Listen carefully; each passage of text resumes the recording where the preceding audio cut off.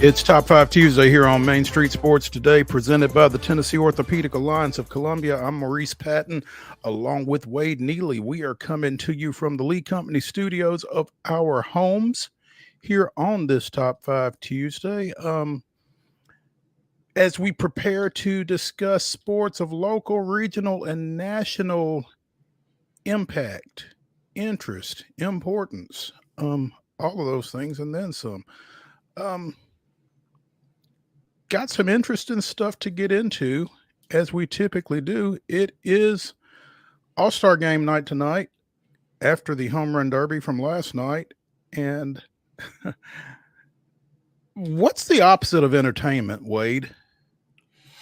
Let's see. Just kind of think on that a little bit, because there was an event prior to the home run derby last night that I wasn't going to talk about, but there's been more to come to light with regard to it that makes it certainly captivating. So we will be getting into that later on in the show. Again, it is All-Star night tonight. The National League and the American League will face off in the Midsummer Classic in Arlington. We'll talk a little bit about that. In the second hour, at the top of the second hour specifically, we will be visiting with the Blue Raider voice, Chip Walters, as we do practically every Tuesday. And hopefully we'll be able to hear him as opposed to last Tuesday. Knock on wood. SEC Football Media Days continue out in Dallas. Day 2 today. We will talk a little bit about that and other things across college football and involving college football figures as well. And it is Top 5 Tuesday, as we mentioned. So in our final segment, Wade and I will bring you our Top 5 MLB All-Star Game moments. So that should be fun, I think, as we go back down memory lane with those. So a lot of fun. Big show. Wade, what you think?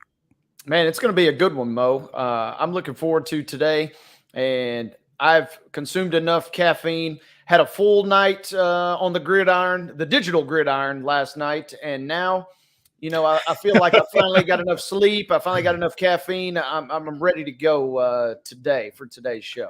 So who are you playing as? I mean, are you playing as a team in particular, or are you just kind of bouncing around and seeing who you like, doing a little evaluation? Last night was kind of just the feeling out process. Let's see. Played a couple games with Michigan for the Maize and Blue. Got absolutely throttled playing as Colorado versus Tennessee. Big Orange Nation will be glad to hear that.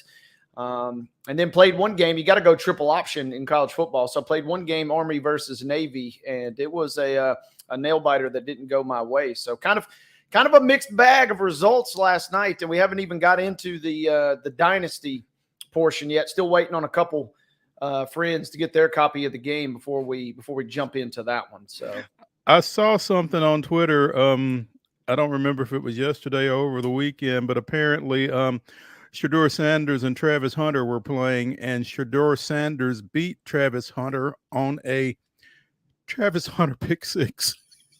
Oof. Yeah. They were going toe-to-toe, I think, on Sunday, and this game is getting crazy. I haven't checked the numbers for today, but at one point yesterday, they were close to 800,000 active players. And this is still during the early release portion of the game. So across. So the game has not been officially released, right? Yeah, this is just the pre-order, if you will. And luckily, a friend in a very low place was able to snag a code from EA Sports for me. So we got the copy delivered yesterday and got some game time. But this game is putting up crazy numbers. We'll have to talk to Matt Brown again at some point, because he told us that, Madden is probably still going to outsell this game by leaps and bounds, but the traffic online was just insane yesterday. I love your mention of friends in low places. I saw something on Facebook yesterday, a meme. When you realize you are the friend in low places, and it's a picture of Garth looking a little baffled. just thought it was kind of funny and I ironic. asked him too. I said, "Do you want me to shout you out on air today?" And he said, "No. No. Just tell him you got a friend in a low place." So we're thankful for that, and the gridiron battles will continue, and we'll see. I actually added Matt Brown as a friend on PlayStation, and he, we're maybe going to get a game going. If we do, I feel like that will be must-see TV, and we'll try and record that for a clip. That would be awesome. That would be great if you could do that and kind of record the trash talk between the two of y'all as well. That'd be we'll fun. see. And I don't want to say this because Chip's here today, or we're alums and whatnot, but MTSU I feel like will be a fun dynasty to maybe get going. So whenever the online dynasty does crank up, we'll keep everybody abreast of the situation, because there's a lot hanging in the balance here. This could be your chance at online glory. Oh, I think I'm glad that I've not gotten into gaming, because I've got a little bit of an addictive type personality, and it'd be 5 o'clock in the morning and I'd still be up playing probably. So yeah, that's productivity for most jobs, I feel like this week is probably going to be a little lower. And then, bosses that aren't hip to the situation probably wonder, why is Tom, really struggling at his desk today? Little does he know, Tom was up till 5 a.m., slamming Red Bulls and going to battle with 12-year-olds online. So now, if you've got the right boss who's also gaming, then you're in a good spot. Then it all makes sense, right? Yeah, then he's dragging just as much as you are. Exactly. That's what we're looking like today. So let's go ahead. I hesitate to rush into this given what we're working with, but let us give you yesterday's results and today's schedule on the rundown. This is the rundown. All right, folks, buckle up. Yesterday's rundown, we go through the schedule, and hang on, I'm looking. Look hard. Still looking. Don't look too hard, I guess. Hang on. MLB, no. Sounds, no. WNBA, no. MLS, AF, no. Well, it looks like there were no results of major importance from yesterday on our rundown today. I'm sorry to report that. Or minor importance, apparently. Yeah. So, today's schedule. At 7 o'clock tonight on Fox, you've got the All-Star Game, the National League taking on the American League in Arlington, Texas. WNBA action today. We've already got one final as the Phoenix Mercury defeated the Washington Mystics 96-87. Tipping off at the bottom of the hour, Seattle is at Los Angeles. 6 o'clock tonight on Amazon Prime, you can see the Connecticut Sun at the New York Liberty. And at 9 o'clock on Amazon, it is the Chicago Sky and the Las Vegas Aces. That should be fun. That is also your rundown.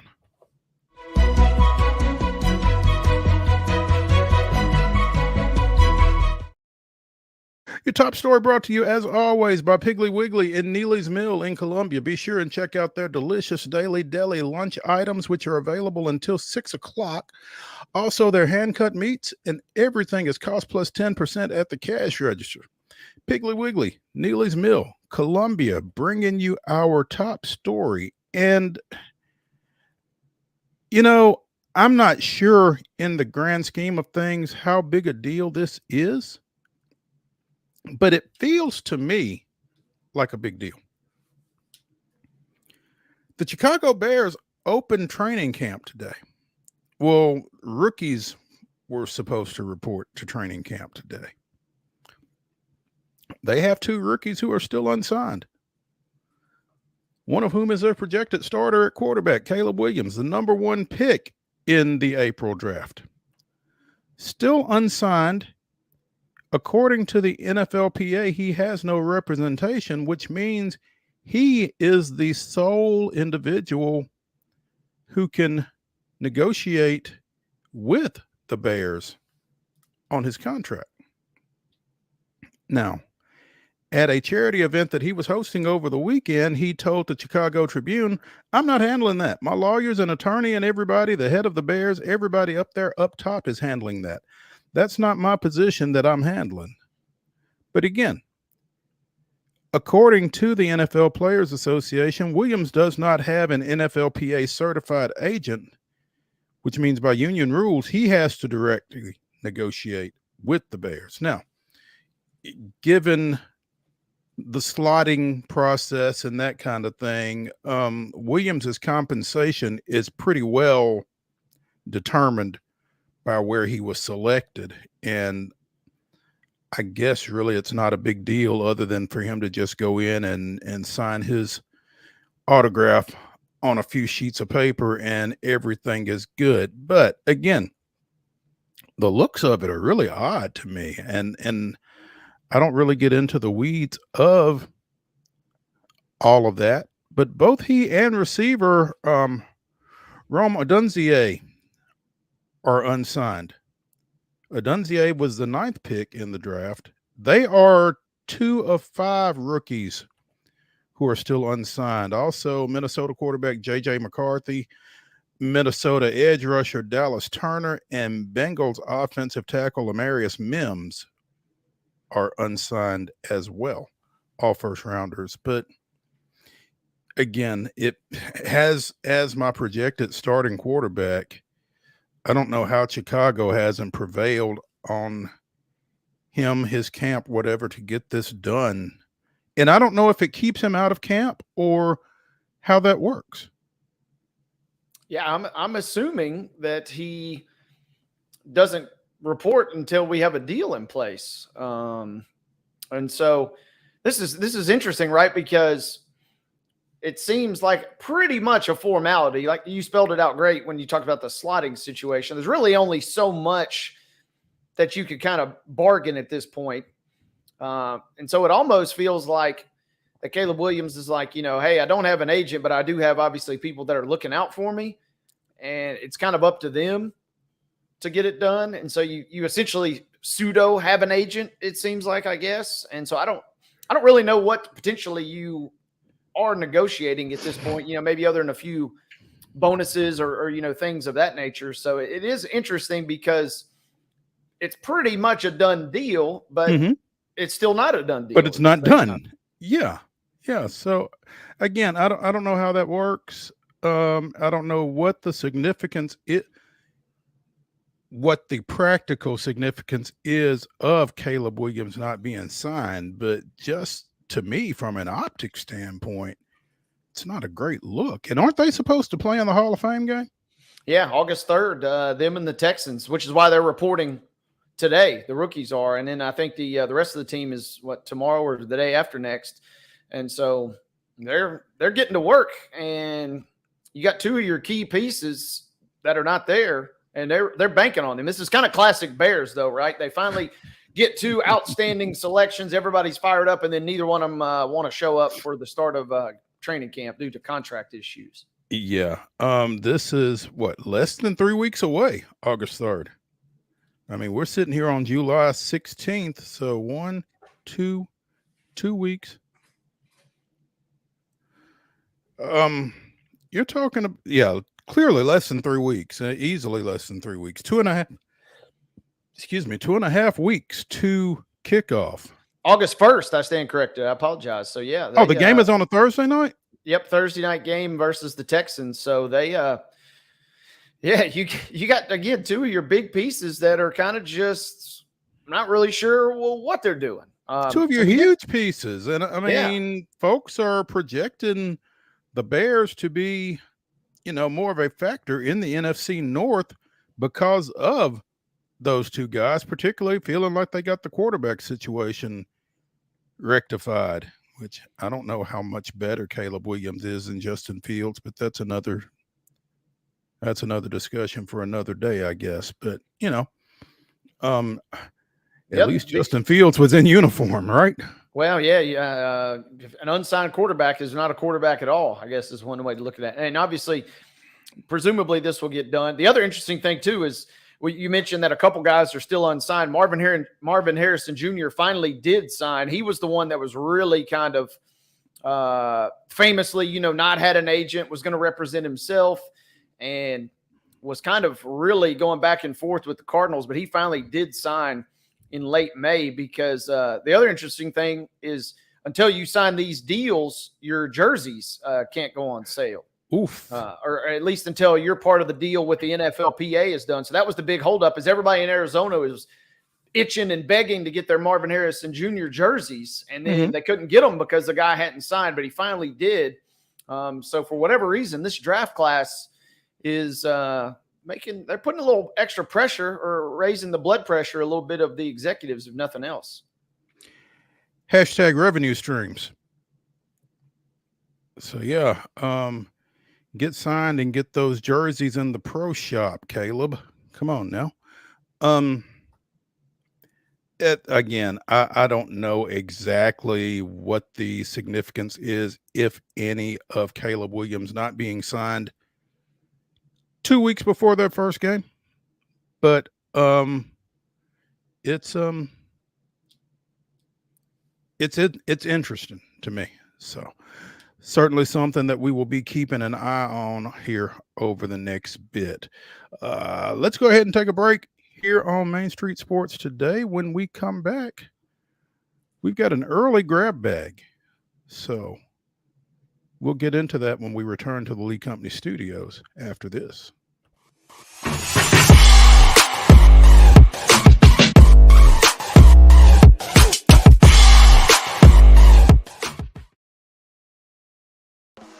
Bluegrass Auction Associates is hosting another estate auction in White House, Tennessee on Saturday, July 20th at 10 a.m. Join Bluegrass as they sell the Judy Matthews Honeycutt Estate, conveniently located in the scenic Orchard Park subdivision. This beautiful estate includes both real estate and personal property, so everything must go. Everything will be sold on-site and in person, and a 10% buyer's premium is added to the final bid. So bid with confidence with Bluegrass Auction Associates, committed to excellence. We thrive under the lights. A city of performers, putting on one heck of a show. Headlining night after night. Welcome to Smashville.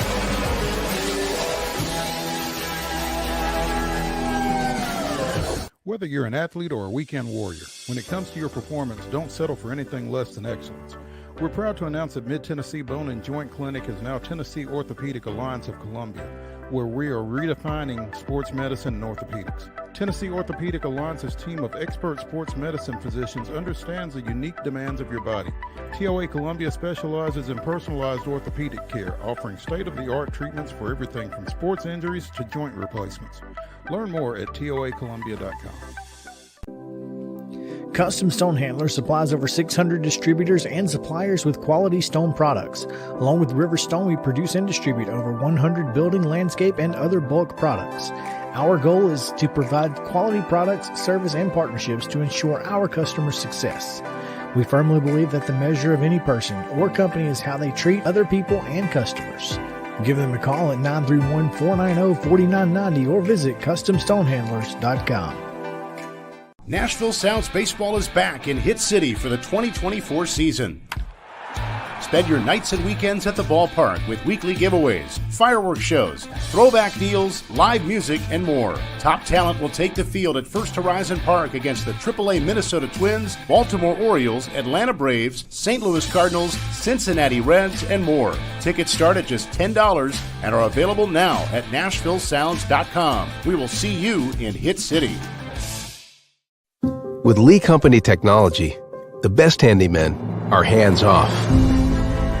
Lee Company techs have been using visual findings and other smart technology tools for years to add transparency and virtually take customers along. You see what we see, whether we're in a crawl space or on a roof. With Lee Company, technology helps us help you, no matter what's happening in the world or at your house.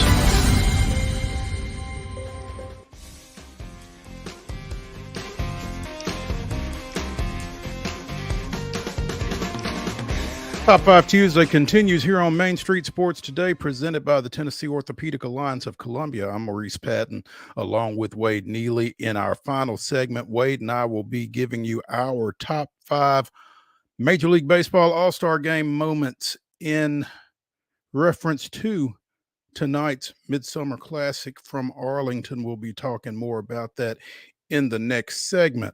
Right now, it's the grab bag. Reaching in, pulling out a headline. Wade, we talked about Kawhi Leonard not going to Paris on a couple of occasions last week. I guess he will not be accompanying Team USA as a result of that knee injury that limited him late in the regular season and into the postseason for the Clippers. Well, there is an article that quotes Clippers president of basketball operations and former University of Tennessee men's basketball assistant coach under Kevin O'Neal, Lawrence Frank, saying that the team was, quote, very disappointed with USA Basketball's decision to replace Kawhi Leonard on the Olympic team roster. Which is interesting because everything we saw kind of pointed to this being a joint decision between USA Basketball and the Clippers. I mean, isn't that what you got out of everything that we saw when this was being discussed last week? Sure seemed like it, didn't it? It's kind of what I thought. Frank said Leonard did not suffer a setback with his surgically repaired right knee. It was USAB's call, and I was quite frankly very disappointed with the decision. Kawhi wanted to play. We wanted him to play. I was there the first two practices. He looked very good, was a full participant in everything that they did. I wasn't there for the third practice, where ultimately that was the point where they decided to go in a different direction. I expressed to them, I really wish that they would have given Kawhi more time. So that's interesting. Yeah, and Lawrence Frank said this, and he said it to reporters, and he's on the record of saying this, but I'm not buying this for a single second, right? Okay. You got to, you say the right things, but you're telling me with this guy's injury history, if you're the Clippers, you're upset that he was going to go play more basketball. He can barely, or has been able to barely, be on the court on a super regular basis for your team, and you're just magically now upset that he's going to go play more basketball at a pretty high level. I know he said this, but man, I got a hard time believing that this is what the organization really thinks deep down. I'm not going to get into the specifics of kind of what's been happening. I'll tell you is that he spent a great deal of time getting ready for this. He had a really solid progression. He looked good in the practices. He wouldn't be out there, and we wouldn't put him out there if we weren't confident that he'd be able to get through the entire Olympic experience. Now, I get it from USAB's perspective. No one has a crystal ball. And I think, again, Wade, we kind of touched on this. I think Team USA kind of erred on the side of caution with this because, worst case scenario, again, you get over there and it flares up and then you're a guy short. And you just don't know where he is with this. I'm not necessarily as skeptical as you are, just for the fact that I don't know what the Clippers have to gain from this stance. Well, and I think this is why they're publicly saying this, because remember, you're obviously, you just lost Paul George too. You're trying to keep your team together now, but think about if you're a free agent, right? If one of your goals is to have success with the USA basketball team, and the Clippers are these staunch, we're really going to err on the side of caution, and we're going to yank you if we think you're an injury risk. If that was one of your goals, would you want to go play for that franchise? I know that I wouldn't.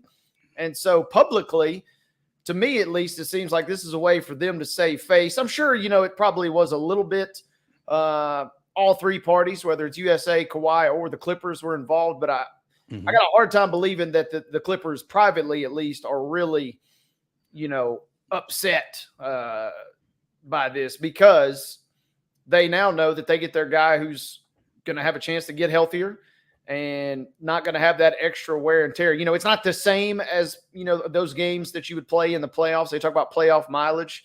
It's not quite the same as that, but I mean, these games will be played at a pretty high level. Right. So as publicly as you can say it, I get you're trying to save face in that regard for the state of your franchise, but I just really got a hard time believing that they're going to be internally very upset that their superstar now has a greater or less chance of injury coming back.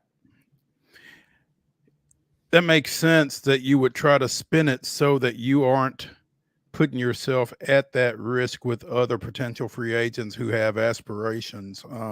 That's the way I'm thinking about it. Yeah. Yeah. Okay. Joe Jellybean Bryant, a 8-year NBA veteran, and I think that needs to be said because he's also the father of Kobe Bryant. Passed away earlier today. At the age of 69. No official cause has been declared at this point. His alma mater, LaSalle University, announced his passing earlier today. Says in the Philadelphia Inquirer that he suffered a massive stroke. So, again, 69 years old. In addition to playing in the NBA, with the Warriors, with the 76ers, played overseas, coached with the LA Sparks for parts of 3 seasons and also overseas. And obviously, again, the father of arguably the greatest player in NBA history. There are some that would tell you that, but passed away earlier today. Hate to hear that. Yeah, tragic news. Feels like we've been hit with a lot of tragic losses in the last couple of weeks, and I knew just a little bit, from what you would pick up in the media. But a couple months ago, I read a new book by Mike Selsky called The Rise, and it's a Kobe. I picked it up at the airport and I read it basically the whole thing on the plane coming back from overseas. And I thought it was a Kobe book just about his professional career, but actually it turns out it's about his high school career and including his childhood. And there are several chapters dedicated to his father. And in those chapters, it was just kind of mind blowing to me, just this kind of charismatic character and just unbelievable guy that Joe kind of was. And he was just kind of this almost in many ways in Philadelphia and kind of wherever he spent his time, he became like a larger than life character, no matter if it was in Pennsylvania or whether it was in Italy. And so very, very fascinating to read that and kind of get some more insight into Kobe's father's background, because he, in many ways, obviously Kobe completely modeled his life after the career of his father. And man, that is a tragic loss. And I'm glad that you had included that today, because I had not even seen that news, which is unfortunate. Yeah. Played parts of 8 seasons with the Sixers, Clippers, and Rockets.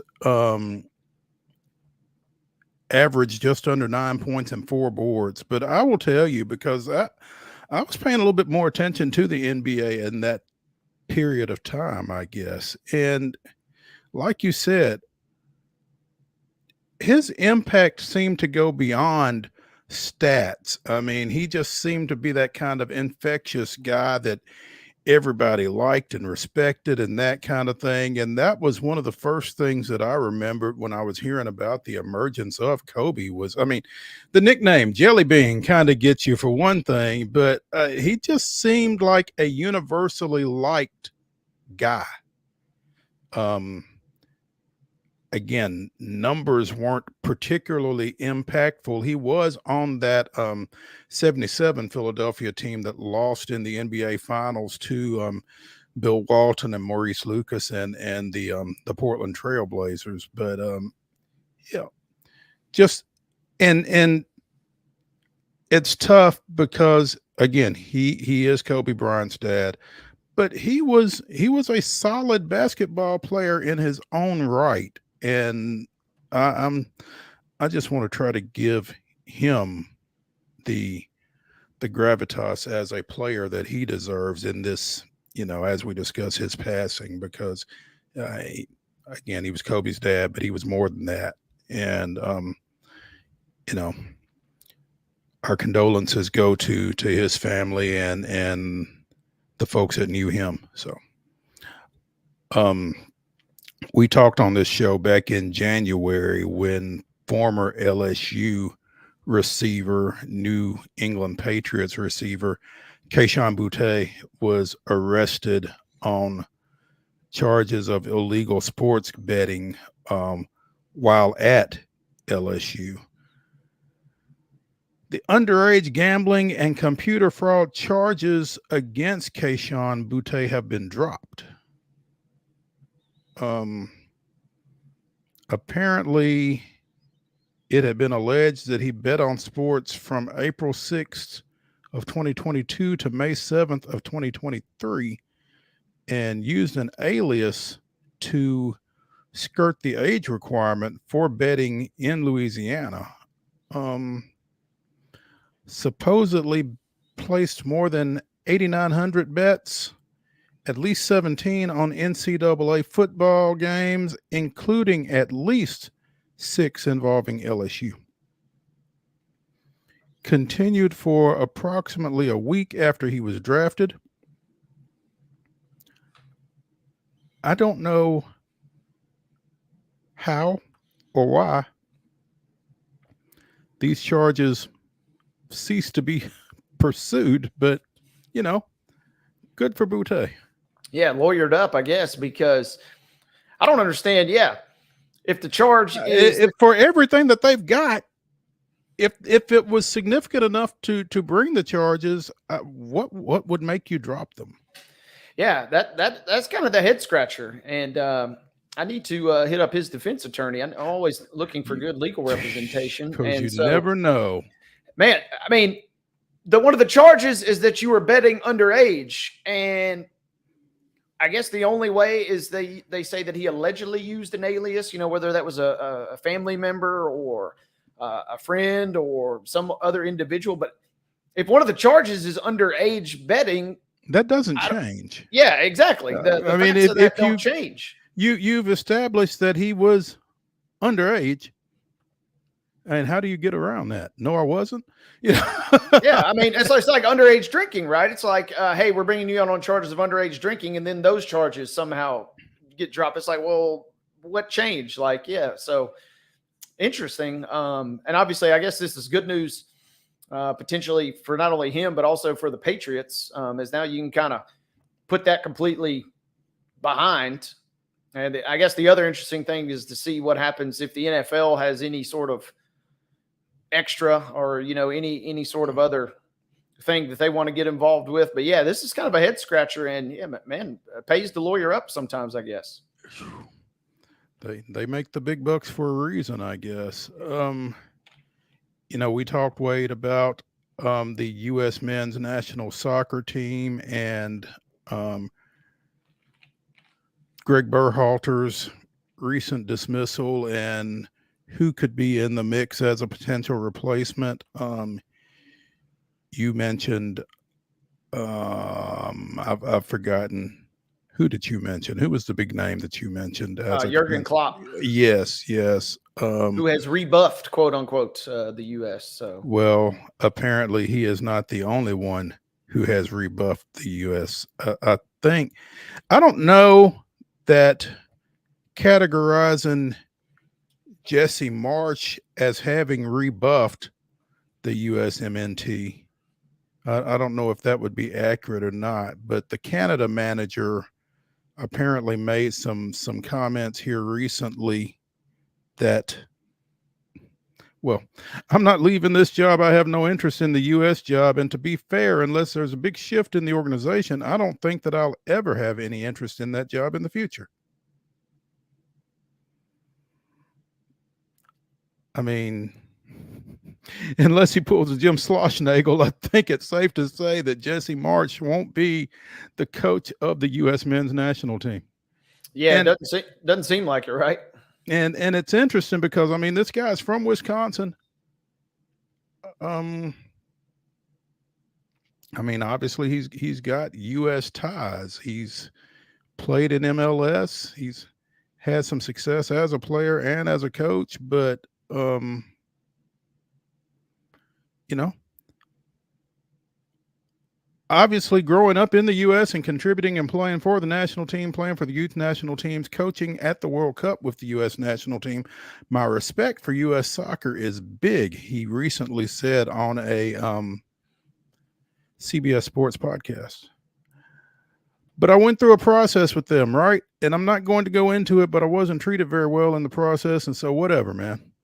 That's in the past now, and I'm fully focused. The minute it was done, I was like, okay, I'm moving forward, and I'm going to figure out what's right for me. And again, it motivated me again to find the right people. So that was before he took on the Canada manager position, and he seems to be quite happy therein. Yeah, this is to me, it's twofold. I think there's still kind of some sour grapes because he was a guy that was a potential candidate to replace Berhalter during the interim where Berhalter was not the head coach after he was the head coach before he got rehired.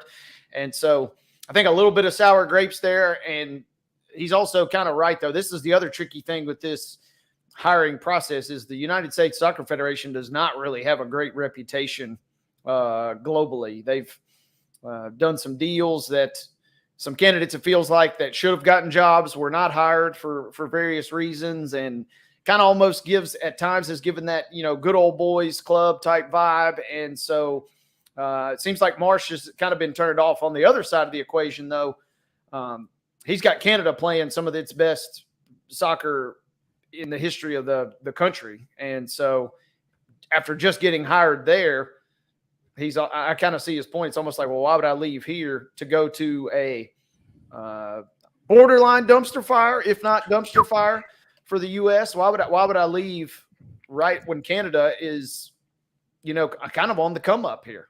Right. If it's not a dumpster fire, it's certainly smoldering. Marsh has led Canada to the Copa America semifinals, and I think it's the second time he's gotten them to that point. Is that right? Just the first. So he just got hired just earlier this year. Okay. And so, but they did make it to the semis. That is correct. And I mean, they've got a great run, and they have kind of some promising talent that's on the way up. So they've got some pieces. So that's what I'm saying. It's kind of like a two-part equation. He's got a great thing in Canada, and the fact that the U.S. as a whole is kind of a bit of a dumpster fire. I see his point. He's almost just like, why would I leave here? I've got a great thing going. Well, he did not hesitate to say it in any uncertain terms. So, good for him.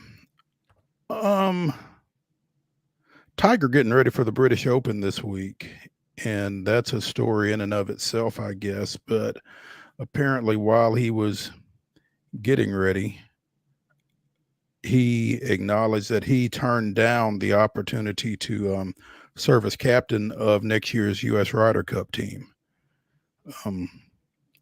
Said in light of other commitments, he needed to turn that down. So Keegan Bradley is your Ryder Cup captain for next year when they play at Bethpage Black in September. But Tiger was, I guess, in line for that, and has opted to focus on the other things that he has going on right now. So just didn't feel like I could do the job properly, couldn't devote the time. So yeah, and this when this story came out last week, everybody is immediately scratching their heads, right? You have a chance to get Tiger involved, and this seems like the perfect fit for him with where he's at competitively. Kind of get to be the sage, guru that can coach these guys. and kind of lead and captain the team. And then you pick Keegan Bradley. So that immediately was kind of a head scratcher. So kind of maybe not surprising that if this is actually how it played out, that Tiger was the one that maybe turned them down, because yeah, this is a guy that's still got a whole lot going on off the golf course. You know, he's basically managing a global brand on the day-to-day basis. And so you do wonder, how much time did he really want to commit? It would have been awesome. I mean, the nostalgia factor would be off the charts if we saw him as your captain there and kind of coaching the guys up, but it just wasn't meant to be, it sounds like. Yeah, it sounds like, and I think, you know, to your point, just anytime you have an opportunity to see Tiger, it's a good thing. And for him to be involved with something like the Ryder Cup, I mean, like you said, coaching those guys up, you don't think that gives those guys a little extra edge when Tiger is out front there like that? But, you know, if you're too busy, you're too busy, I guess. So, and I guess there's talk of him potentially serving as Bradley's vice captain, which I guess would be less involved. But, and according to this article on ESPN.com, he hasn't ruled out becoming a Ryder Cup captain in the future. So, yeah, and that's kind of what I take away is it does seem like right now maybe just too much going on. And I'm reading an article. He's the vice chairman of the board of directors of the PGA Tour. He's a member of their transaction committee, whatever the heck that is, and he's also a player director. So he's got a lot of procedural hats, if you will, if nothing else, in addition to his own personal commitments. So, you know, I want to take Tiger at his word here. And if he's unable to fulfill it now, the fact that he says he's willing to do it later is really good enough for me. And if nothing else, that's what I'll go to bed at night clinging to, that one day, you know, we could see him kind of coaching the boys up a little bit. Absolutely. In addition to the aforementioned involvements that Tiger has, he and Rory McIlroy are also the front men for TGL, presented by SoFi, a tech-infused golf league that is scheduled to begin its inaugural season in early January. And that's interesting because after Rory's latest come apart at the U.S. Open, among the people that reached out to him to try to send him well wishes was one Eldrick Tiger Woods. Now, I said tried because, full disclosure, I changed my number 2 days after the U.S. Open, so I didn't get it until he told me about it today, McIlroy said. So basically, Rory McIlroy ghosted his partner after the U.S. Open. Man, Rory, he went full scrub after the U.S. Open. Yeah, and I haven't heard much about them in that endeavor in a while, but I want to say they had some sort of setback not too long ago. But the way it's presented, or the way I'm envisioning, it's kind of like a Top Golf league, a semi-Top Golf competitor, which is obviously a kind of burgeoning industry in kind of the social golf space. So the fact that these two guys have linked up and they're kind of in another kind of entrepreneurial type role, I mean, it kind of just speaks to what we were just talking about with Tiger and the things that he's got going on off the course. I mean, he's still playing a few tournaments here and there, but this is a guy that's got a lot of irons in the fire. Yeah. And reaching out to folks that ain't reaching back. But anyway, hey, let's take a break from the Lee Company studios here on Main Street Sports Today, presented by the Tennessee Orthopedic Alliance of Columbia. When we return, we'll talk a little baseball. Get you ready for tonight's All-Star game. Stay tuned.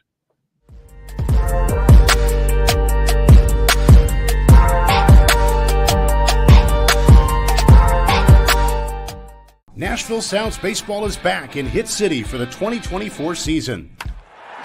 Spend your nights and weekends at the ballpark with weekly giveaways, fireworks shows, throwback deals, live music, and more. Top talent will take the field at First Horizon Park against the AAA Minnesota Twins, Baltimore Orioles, Atlanta Braves, St. Louis Cardinals, Cincinnati Reds, and more. Tickets start at just $10 and are available now at NashvilleSounds.com. We will see you in Hit City.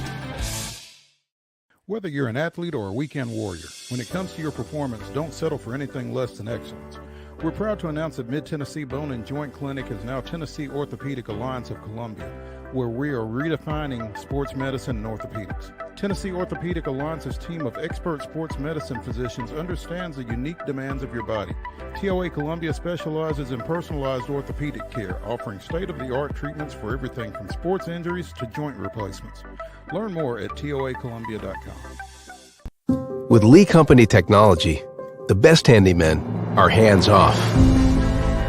Lee Company techs have been using visual findings and other smart technology tools for years to add transparency and virtually take customers along. You see what we see, whether we're in a crawl space or on a roof. With Lee Company, technology helps us help you, no matter what's happening in the world or at your house. Jones & Lang Sporting Goods here in Columbia has been outfitting teams, officials, and anybody else from T-ball to college for 50 plus years. Be sure and check them out at 931-388-8060 or online at jonesandlang.com. Jones & Lang Sporting Goods, the look of a winner. Zion Christian Academy, zioneagles.org or 931-388-5731. You can schedule your appointment. Go tour their campus. It is beautiful over there, and you're definitely going to want to see it. Again, it's zioneagles.org. Give them a call, 931-388-5731, and schedule your tour today. Custom Stone Handler supplies over 600 distributors and suppliers with quality stone products. Along with River Stone, we produce and distribute over 100 building, landscape, and other bulk products. Our goal is to provide quality products, service, and partnerships to ensure our customers' success. We firmly believe that the measure of any person or company is how they treat other people and customers. Give them a call at 931-490-4990 or visit CustomStonehandlers.com. Piggly Wiggly, located in Neely's Mill Shopping Center, is Columbia's locally owned and operated Cost Plus 10 grocery store dedicated to serving the community with low prices and smiling faces. Piggly Wiggly offers fresh, hand-cut meats daily as well as daily hot plate lunches from their deli counter. You're certain to see smiling faces and a helping hand when you're here at Piggly Wiggly. Come by and check out our fresh produce, high-quality meats, and more. Down home, down the street, we'll see you at the Pig.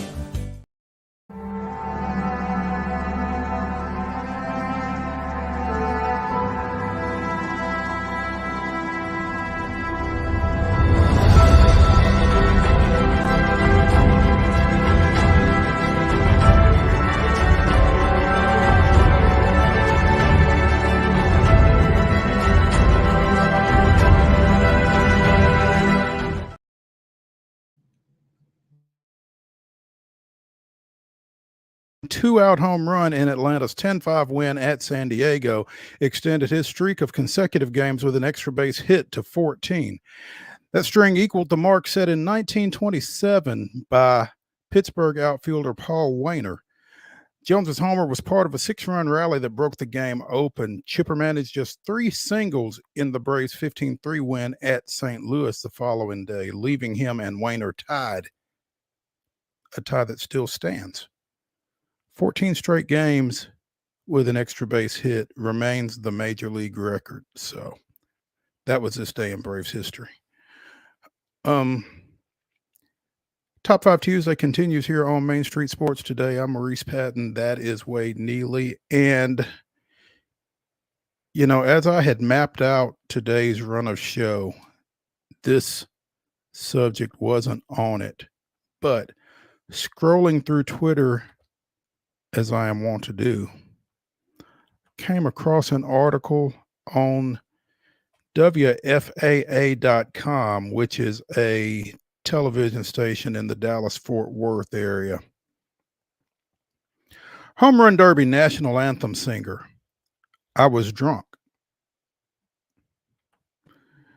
No David Allan Coe references, please. But Singer-songwriter Ingrid Andress, whose uneven viral national anthem performance at the Major League Baseball Home Run Derby on Monday night, said in an Instagram post Tuesday that she was drunk while singing the Star Spangled Banner and will be checking herself into rehab. At this point, it might be best to just give you a little snippet of Ingrid Andress's uneven viral national anthem performance. Oh, say does that star-spangled banner yet wave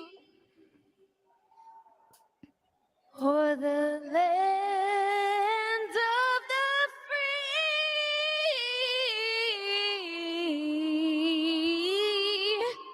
and the home of the brave.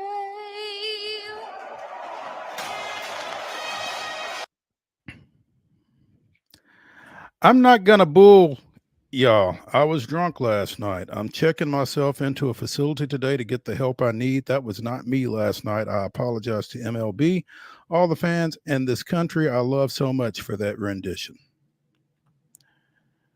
Wait, does that make it better or worse?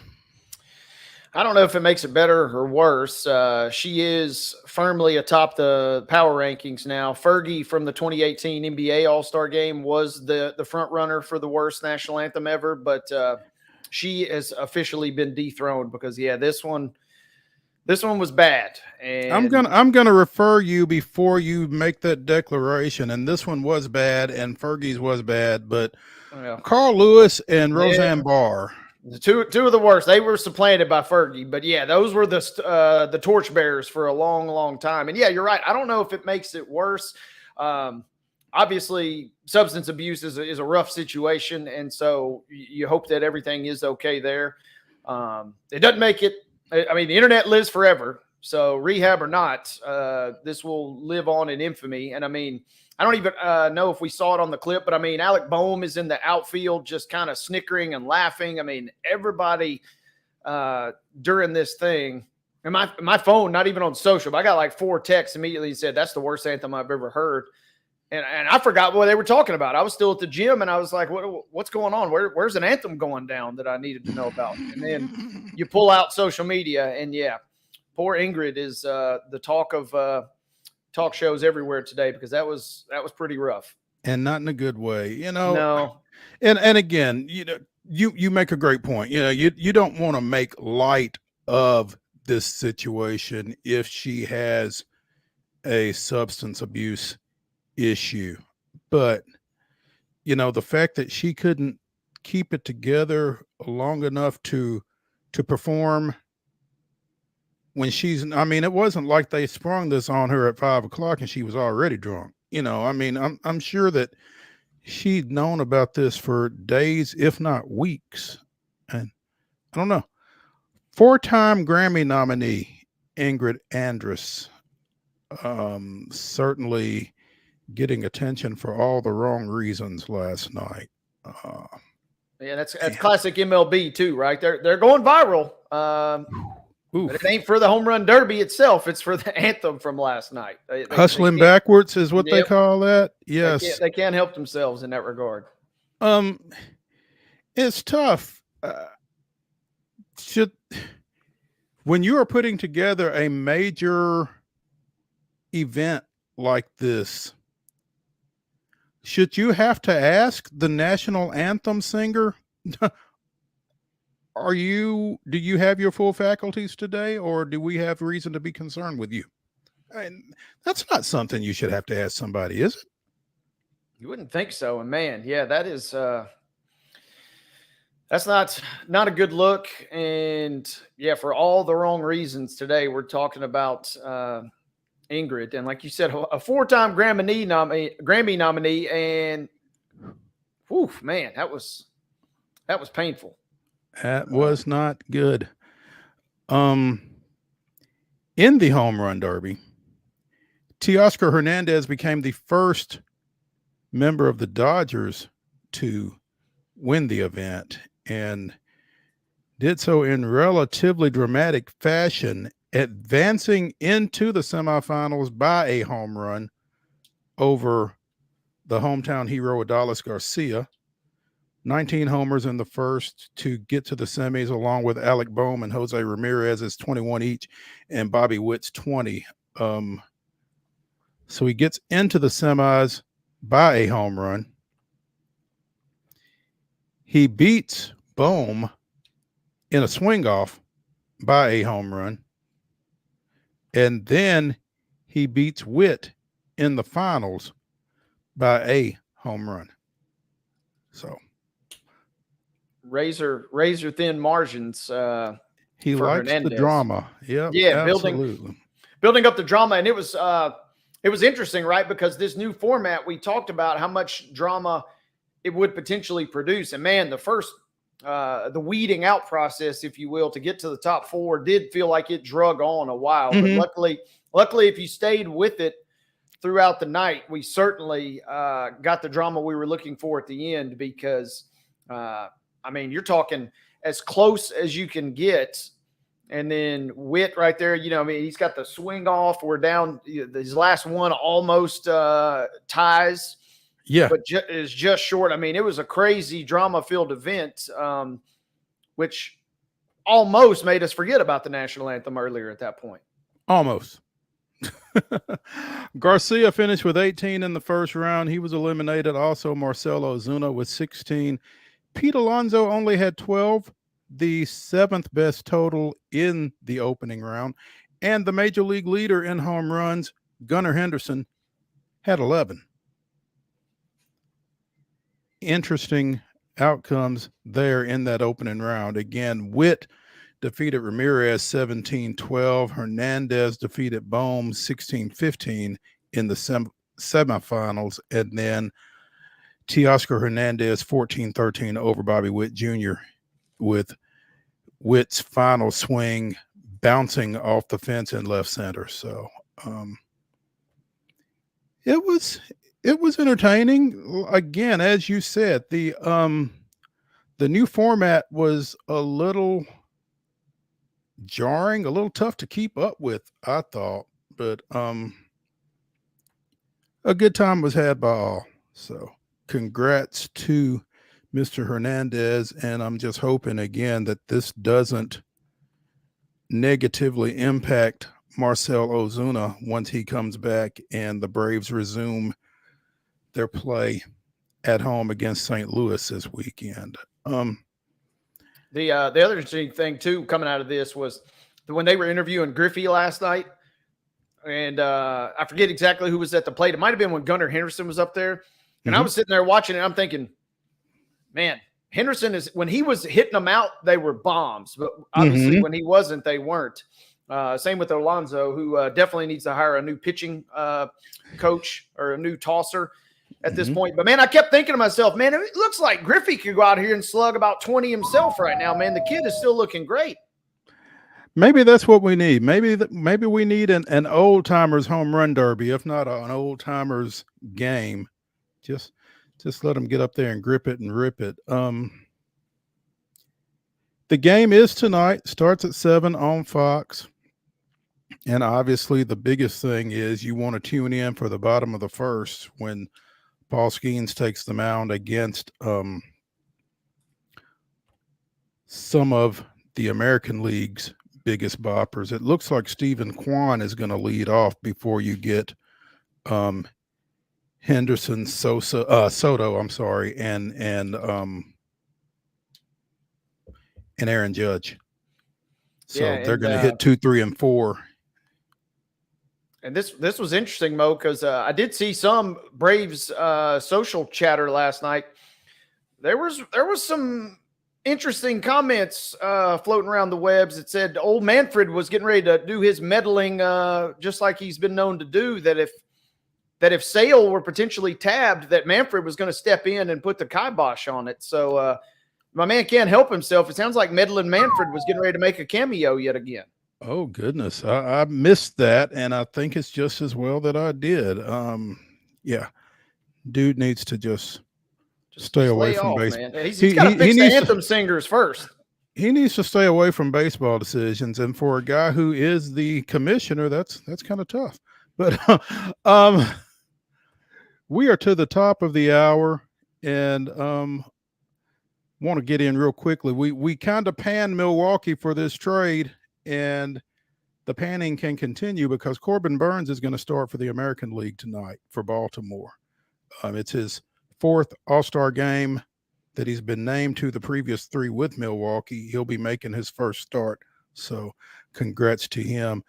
Ran out of time to get into the draft, but it is continuing. Congratulations to Good Pastures Brendan Jones, who played his college ball out at Kansas State and went in the 12th round just a bit ago to the New York Yankees. We will update the draft with all of our local involvement on tomorrow's show.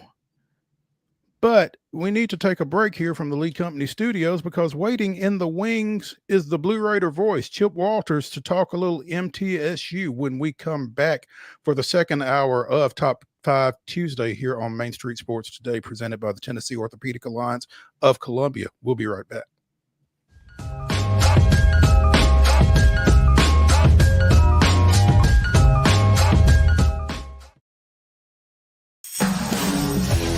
We thrive under the lights.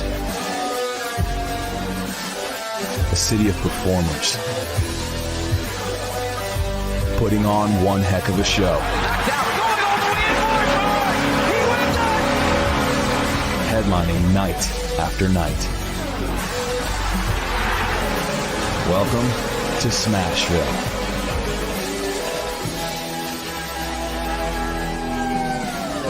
Whether you're an athlete or a weekend warrior, when it comes to your performance, don't settle for anything less than excellence. We're proud to announce that Mid-Tennessee Bone and Joint Clinic is now Tennessee Orthopedic Alliance of Columbia, where we are redefining sports medicine and orthopedics. Tennessee Orthopedic Alliance's team of expert sports medicine physicians understands the unique demands of your body.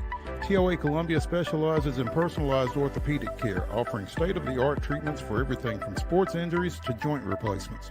Learn more at toacolumbia.com. With Lee Company technology, the best handymen are hands-off.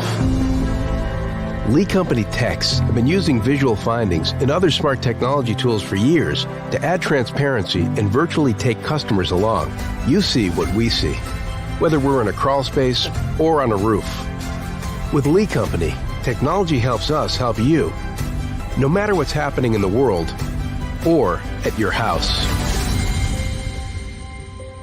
Jones & Lang Sporting Goods here in Columbia has been outfitting teams, officials, and anybody else from T-ball to college for 50 plus years. Be sure and check them out at 931-388-8060 or online at jonesandlang.com. Jones & Lang Sporting Goods, the look of a winner. Zion Christian Academy, zioneagles.org or 931-388-5731. You can schedule your appointment. Go tour their campus. It is beautiful over there, and you're definitely going to want to see it. Again, it's zioneagles.org. Give them a call, 931-388-5731, and schedule your tour today. Piggly Wiggly, located in Neely's Mill Shopping Center, is Columbia's locally owned and operated Cost Plus 10 grocery store dedicated to serving the community with low prices and smiling faces. Piggly Wiggly offers fresh, hand-cut meats daily as well as daily hot plate lunches from their deli counter. You're certain to see smiling faces and a helping hand when you're here at Piggly Wiggly. Come by and check out our fresh produce, high-quality meats, and more. Down home, down the street, we'll see you at the Pig. Nashville Sounds Baseball is back in Hit City for the 2024 season.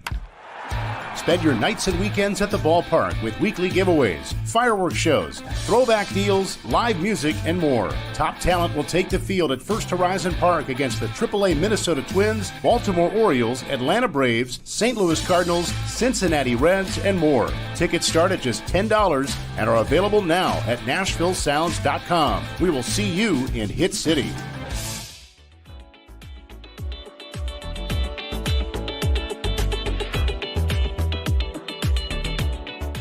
And that's Wade Neely. We are Main Street Sports Today, presented by the Tennessee Orthopedic Alliance of Columbia. This is hour number 2 of Top 5 Tuesday.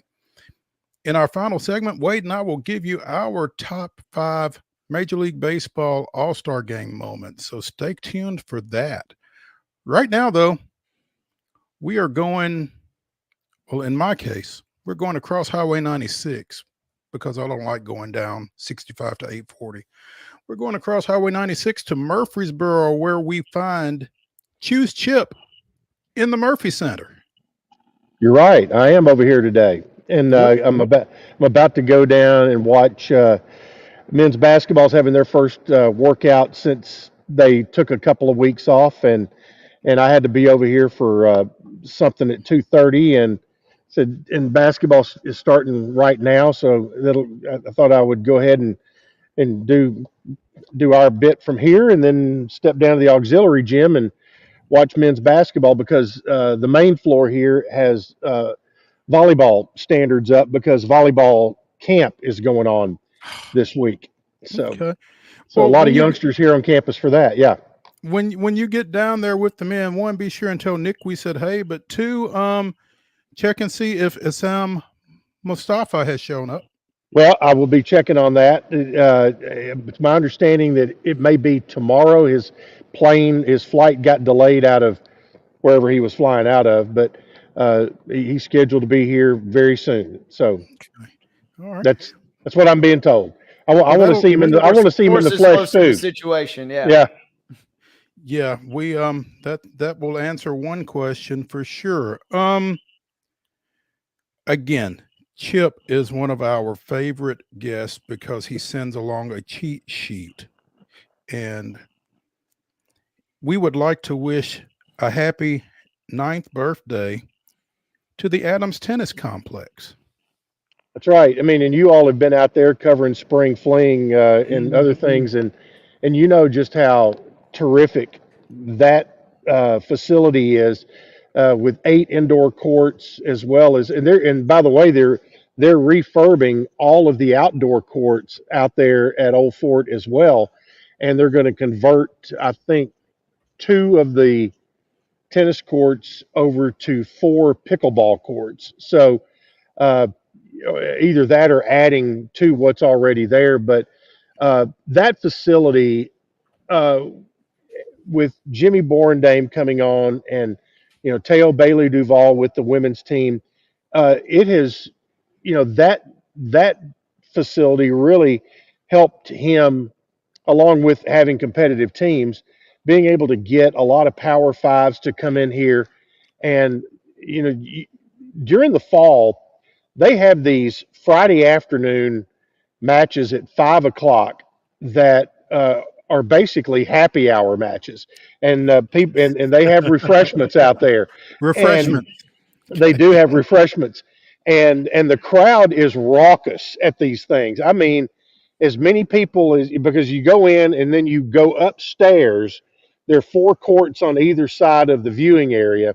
And and up there they've got concessions and refreshments and other things, and you can watch whichever court you want to watch. And I mean it's like a football crowd. I mean, as loud as they get and all of that. So it's a lot of fun to go out and watch them. And that building has done so much as far as leaving a great impression on the tennis community, and it's helped expand the local tennis community as well outside of the university. But now you take the Adams Tennis Complex and the Adams family that are behind NHC were the seed money for that building, and they've been great benefactors to a lot of things in our community. But between the Adams Complex and the new outdoor tennis complex here on campus, Middle does not take a back seat to anybody in college tennis when you have those kind of facilities. And the new facility just opened up in February, so it's been really exciting to see the progress and that the program has made, and that Coach Borendame's laser focus has been to get them to where they are year in, year out, a top 50 program in the country. So Chip, does it now become the Adams Tennis and Pickleball Complex? that I could not tell you. I don't think they will change that. Maybe it could be the Adams Net Sports complex or something like that. Who knows? But I don't think the name will actually change. But because the Adams name is on the indoor facility actually, and so they're those are going to remain tennis courts inside of there. Okay. While we are in our tennis vein, Wade and I spoke about Barbora Krejcikova, the number 31 seed at Wimbledon, who went all the way through the draw, not the bracket, to win in Saturday's women's singles finals. Well, it appears that there is a Murfreesboro connection. Yeah, isn't there always? Her coach is a young man named Pavel Model, who was an international player here at MTSU. Graduated 3 or 4 years ago, and he obviously runs in tennis circles, and made that connection. Took her under his wing, and obviously, did a great job of keeping her focused on what she was doing, preparing for each match and each opponent coming up through the draw at Wimbledon, and now wins the championship, wins the ladies championship. And I would say for Pavel that I would say his stock as a tennis coach on the world scene has gone through the roof this week. That would be my guess. Yeah, he's going to be a hot commodity in the coaching circles, I would imagine. You throw a Wimbledon victory, a Grand Slam win, and I find that fascinating, right? You have a great career at MTSU, and you kind of get into professional tennis yourself, and then poof, we're talking about a guy that's 26 years old and already has a Grand Slam coaching acumen to his credit. Yeah, I mean, and I'm sure he's playing to some level, and professionally, and several other former Blue Raiders are playing around the world. I saw the MTSU men's tennis Twitter account. They really do a good job of keeping up with their former players and how they're doing around the world. And all those other players are kind of having to take a back seat to what Pavel has done with his star pupil this week. And that's just a really great story right there, and just tickled for him because he's a super good guy, and couldn't happen to a nicer fellow. Absolutely. Chip, Mo and I were talking earlier today, and I wanted to ask you this question a couple of weeks ago, but it worked out beautifully today. The EA Sports college football game is kind of the talking point of the world right now, it seems. And a couple of weeks ago, I read this story on your website. And what can you tell us about what happened with the jerseys at Alabama last year? And the EA Sports team was so in tune with the jerseys not being accurate or being different than usual, and kind of maybe just walk us and give us that whole story if you could. Basically what happened, from what Larry Maples told me, was that obviously going to Alabama, you're going to wear the road whites or the light color jersey being on the road, unless you're at LSU, which you would wear the dark because they wear whites at home. But they had ordered a new set of whites that were more had some, whether it was screening or embroidery or whatever, or striping or whatever happened to whatever the design was that Larry had come up with for those jerseys. Well, Nike has had some delivery issues, and the white jerseys were not going to make it in time for the Alabama game. So they basically got a set of blanks from, I guess they got them from Nike, blank whites that they took then locally to a local screen printing place, to where they put the all that they had basically were the numbers and an MT logo right here in the yoke, and they had the nameplates on the back. And but EA Sports picked up on that by comparing video of a game at Alabama as opposed to a game at Louisiana Tech or wherever Sam Houston or wherever, and noticed that the white jerseys were different. So the detail, and you think about this, every one of the 133 schools that is involved in EA Sports College Football 25 had to submit, or were asked to submit, hundreds of photographs, probably hours of custom video of, of, of very specific things within the stadium, within, the locker room, but mainly the stadium, from different angles, because they wanted to be able to get it all right. Now, one of the really interesting things about this year's version of that game is that throughout the year, the Athletic Communications Office will be sending updated photographs to EA Sports throughout the year that will show differences in the construction phases of the new Student Athlete Performance Center. So as your game downloads the most up to date version throughout the football season, you'll get an updated look at Floyd Stadium from game to game.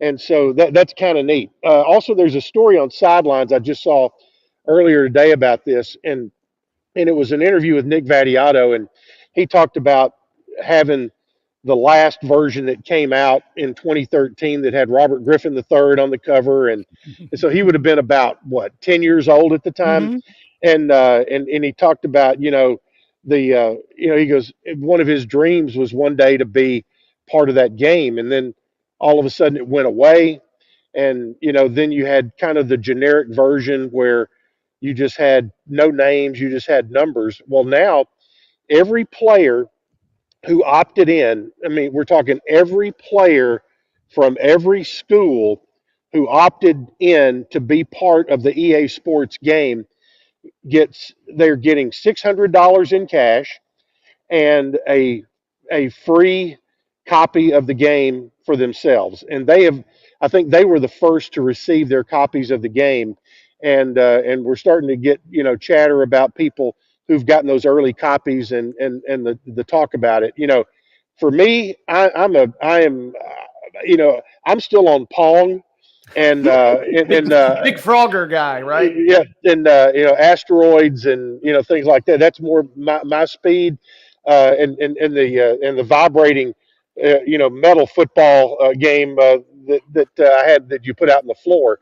But, so I don't understand everything about this by any stretch of the imagination, but it is a huge, huge deal. And unless you are a Southeastern Conference fan, I can tell you that the EA Sports game, it just means more today to everybody else around college football. Did I get a shot in?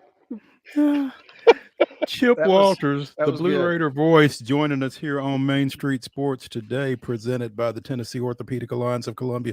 Chip, did you not have the Mattel handheld? I did. I did. It had the kind of electronic whistle.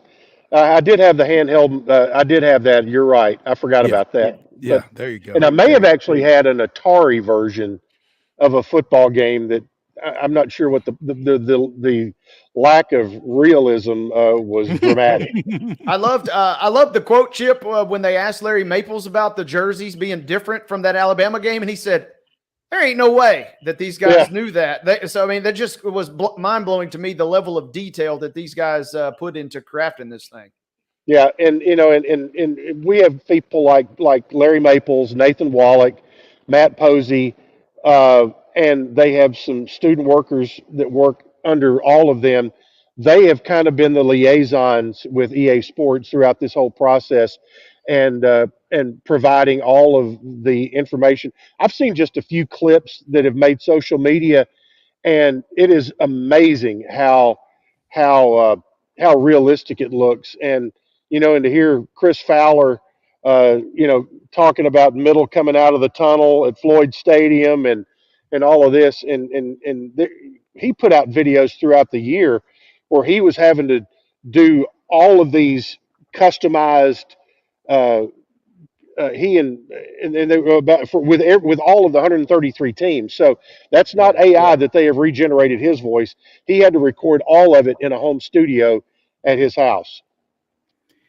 I would imagine you can hear a little bit more about this in Sam Doughton's podcast with Larry Maples, Behind the Blue Raiders, which is currently up on the website. It's episode 3. Yeah, it dropped today. The 3 episodes. Chuck with Learfield are now with Van Wagner Sports. Then Nathan Wallach, and Nathan was talking a lot about the new video board at football and the new control room. And now Larry Maples talking about all kinds of things, including that. But you can get the podcast. Go to the multimedia tab on GoBlueRaiders.com. Click on podcast. It'll be there. And also, if you get your podcast on Spotify, you can search under MTSU Blue Raiders, and you'll get the podcast on Spotify. There you go. Chip Walters, the Blue Raider voice, joining us here on Main Street Sports today, presented by the Tennessee Orthopedic Alliance of Columbia. Chip, when next we visit you, will you be in Frisco? I will not be there. But the thing is now it's gotten to where so much of it can be done by Zoom and all of that it has cut down on the numbers of folks that go. But we'll have a contingent, 3 players, Coach Derek Mason, obviously Mark Owens will be there representing athletic communications. Plus you'll have probably at least one member of the social media team that will be there to document it all on all the socials. So there'll be plenty of content coming out from down there. Former Brentwood Academy linebacker Devin Curtis is slated to represent MTSU, and I don't remember who else is going out for Conference USA Football Media Day, which will be next Tuesday out in Frisco. Nick Vattiato is one. So Nick Vattiato, Devin Curtis, and I'm trying to think who the third one is. It may be the defensive back transfer from Wake Forest. I would have to look and see. But I'm trying to find it, and it gave me last year's, which does me no good. I think the football Twitter account had a graphic up of who all was going, but they'll be out there this year. I think we may have mentioned this in a detail. The last couple of years they've had this at Globe Life Park, which is a little busy this week, this year they're moving it over to the PGA headquarters, which is there in the Frisco, Plano area in the Metroplex. So Conference USA's office is there in Dallas, very close to the Big 12 office. So a lot of times the Big 12 and Conference USA will share facilities for events like this. Big 12 will go one, few days, and then Conference USA or vice versa. So in the past they've shared some facilities for events like this. We were talking about basketball a little bit ago. You're getting ready to go check out some men's basketball practice. We got schedules.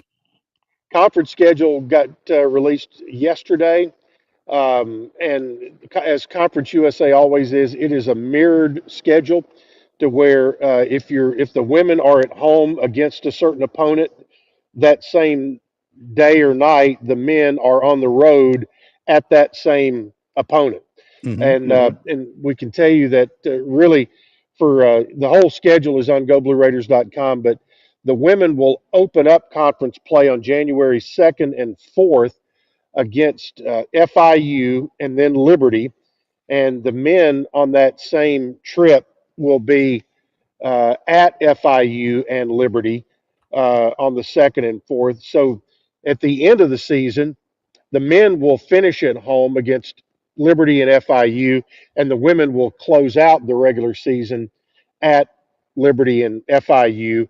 That'll be March 6th and 8th before going back to Huntsville for the tournament. The other real key dates in there, January 18th, the women are at home against Western Kentucky. The men are on the road in Bowling Green. And then on February 15th, flip those around. And I hope I got them in the correct order, but you don't. January. I had them the other way around. January 18th and the 5th. January 18th, the women are at Bowling Green. Okay, and the men are at home. And then on February 15th, the women are at home and the guys are at Bowling Green. And times have not been set, but hopefully good sense will prevail.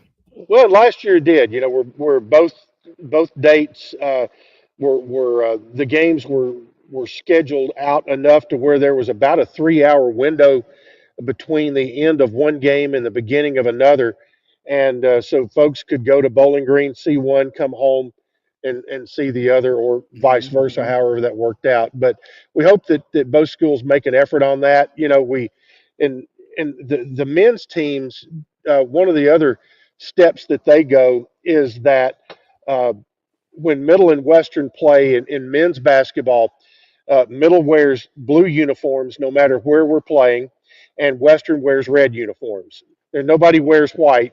They wear their school colors, which I really like, and both coaches really like doing that. I like that, and here in 2024, I think that's fine. Yeah. I mean, I don't think anybody's watching on black and whites anymore, so I don't know that it makes that big a deal. So, yeah, I think that's awesome. I'd like to see more folks do that. So, Chip Walters, the Blue Raider voice, joining us here on Main Street Sports today, presented by TOA of Columbia. Chip, we appreciate it, and we will check in with you next Tuesday.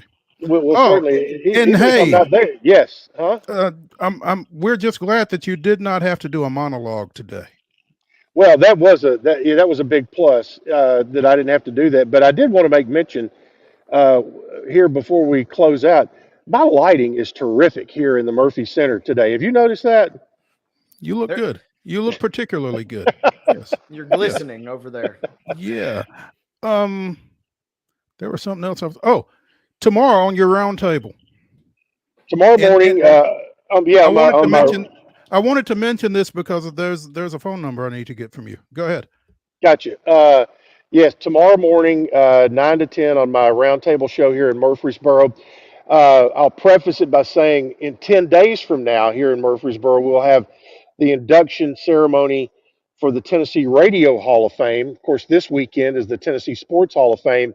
Tennessee Radio Hall of Fame will be inducting its class on June 27th, and one of the inductees will be just one of the really great guys in sports broadcasting in the state, Mr. Bob Kessling, the voice of the Vols, and he will be my guest tomorrow. We'll be talking about his career in Knoxville, his career as a sportscaster, and you know, he did not have it the easiest, having to follow a legend, and how he got into a broadcasting position after being a lineman out of Pennsylvania who came to play college football in Knoxville. And you know, he is just a prince of a fellow, and also one of the things I'll kind of let you guys know, Bob is a world-class practical joker, and we're going to go into some of the practical jokes that he has pulled over the years in his career, and some of them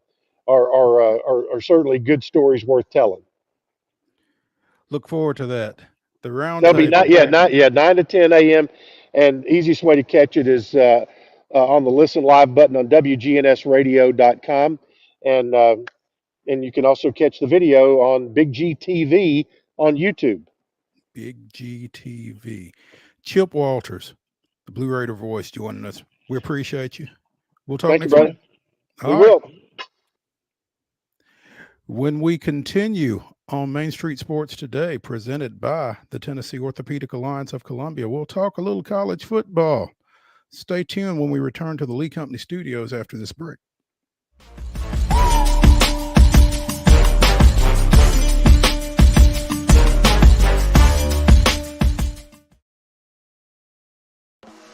Bluegrass Auction Associates is hosting another estate auction in White House, Tennessee on Saturday, July 20th at 10 a.m. Join Bluegrass as they sell the Judy Matthews Honeycutt Estate, conveniently located in the scenic Orchard Park subdivision. This beautiful estate includes both real estate and personal property, so everything must go.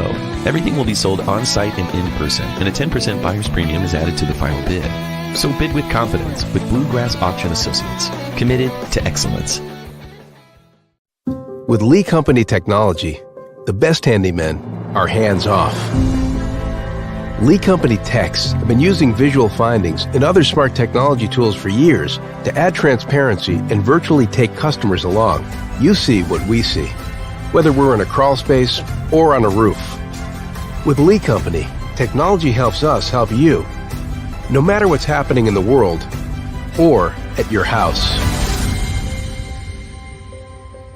Piggly Wiggly, located in Neely's Mill Shopping Center, is Columbia's locally owned and operated Cost Plus 10 grocery store dedicated to serving the community with low prices and smiling faces. Piggly Wiggly offers fresh, hand-cut meats daily as well as daily hot plate lunches from their deli counter. You're certain to see smiling faces and a helping hand when you're here at Piggly Wiggly. Come by and check out our fresh produce, high-quality meats, and more. Down home, down the street, we'll see you at the Pig. Whether you're an athlete or a weekend warrior, when it comes to your performance, don't settle for anything less than excellence. We're proud to announce that Mid-Tennessee Bone and Joint Clinic is now Tennessee Orthopedic Alliance of Columbia, where we are redefining sports medicine and orthopedics. Tennessee Orthopedic Alliance's team of expert sports medicine physicians understands the unique demands of your body. TOA Columbia specializes in personalized orthopedic care, offering state-of-the-art treatments for everything from sports injuries to joint replacements. Learn more at toacolumbia.com. Custom Stone Handler supplies over 600 distributors and suppliers with quality stone products. Along with River Stone, we produce and distribute over 100 building, landscape, and other bulk products. Our goal is to provide quality products, service, and partnerships to ensure our customers' success. We firmly believe that the measure of any person or company is how they treat other people and customers. Give them a call at 931-490-4990 or visit CustomStonehandlers.com.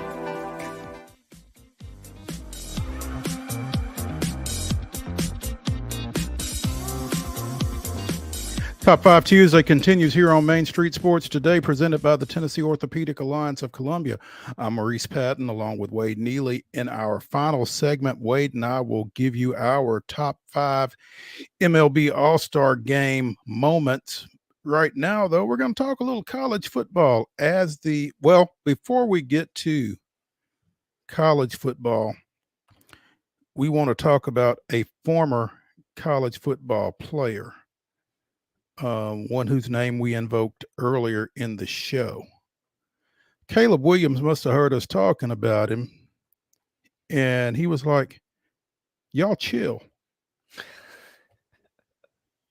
Because he and the Chicago Bears have apparently signed a 4-year rookie contract worth $39 million, including $25.5 million for a sign-in bonus and a 5th-year option. So reports Adam Schefter of ESPN. So, you know, he got it done. Main Street Sports Today. We get things done. Yep. Anything else y'all want us to tend to? Because we'll get to we mentioned it. We mentioned it, and look what happened. And a Bears fan of mine pointed out, this could have been for the cameras, right? Hard Knocks. They start recording once training camp gets going. Well, guess what happened today? Caleb signs his deal. So maybe he was just waiting for the Hard Knocks cameras to get there, I guess.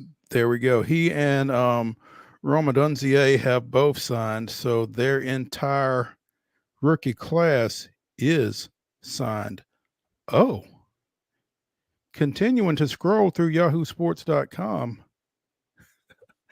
Wait, you may not remember this one, but former South Pittsburgh High School football coach Chris Jones jilted the Pirates to take a head coaching job in the Canadian Football League. I guess it was a couple of years ago, maybe last year. But Chris Jones has been fired by the Edmonton Elks as head coach and general manager after a winless start in 5 games. So hard out here in these Canadian streets.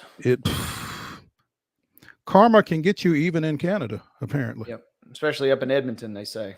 There we go. Now, as I was saying before I so rudely interrupted myself, Southeastern Conference football media days are in their second day out in Dallas. Expected to speak were Georgia coach Kirby Smart, Missouri's Eli Drinkwitz, Oklahoma's Brent Venables, and Tennessee's Josh Heupel. And I'm not sure exactly where they are on that schedule, but I know Heupel has spoken, and I know that Kirby has spoken. Wade, last week we had Ben McKee of 24/7 Sports on with us, and we delved a little bit into football, and he made the comment that things were quiet, and quiet is good. Right after that, Georgia had a couple of guys arrested for driving offenses.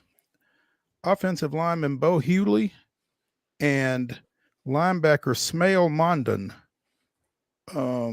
Hewley on a reckless driving charge, Mondon on misdemeanor charges of racing and reckless driving. Freshman cornerback DeMello Jones was charged with racing for driving against Mondon, but wasn't arrested because he voluntarily pulled over and cooperated with law enforcement. These are the 7th driving-related arrests for the University of Georgia football program since January of 2023. So, during his comments in Dallas earlier today, Kirby said that the Bulldogs NIL Collective has been substantially fining players for driving violations for more than a year. Wade, I don't know if you remember Sports Illustrated, where they would have a section in the magazine at the front of the magazine, pretty prominent. This week's Sign of the Apocalypse. Yep. We are fining college football players here in 2024. Yeah, I mean, so we've reached a point, right, where that's the one way that it feels like the message will really get across more than anything else. The coaches could only do so much, which I immediately thought about the great all-time Steve Spurrier quote. You know, he said he liked playing Georgia the second game of the season because you can count on 3 or 4 of them before they got everybody back from suspension. Everybody back after you get them, so he liked playing them early. That's what I thought of immediately. But yeah, it's fascinating, right? Because the coach can only do so much, and when you're talking about a player of the caliber that's at Georgia, they got bigger. You know, they're just a stepping stone to the NFL more often than not. So hey, if I'm not playing, you know, it ain't necessarily the end of the world. But now when you start taking money out of their pocketbooks, that's when things really maybe start taking hold. So I find this fascinating, but also feels like, yeah, you're right. That's kind of where we are in the world right now. Our Classic City Collective for over a year has been substantially fining guys for those things. That's not something that's new. That's something that has been going on that's outside of my jurisdiction, and they decided to do and implement and have done to a considerable amount. If you're not watching, you can't see my eye roll, but, you know,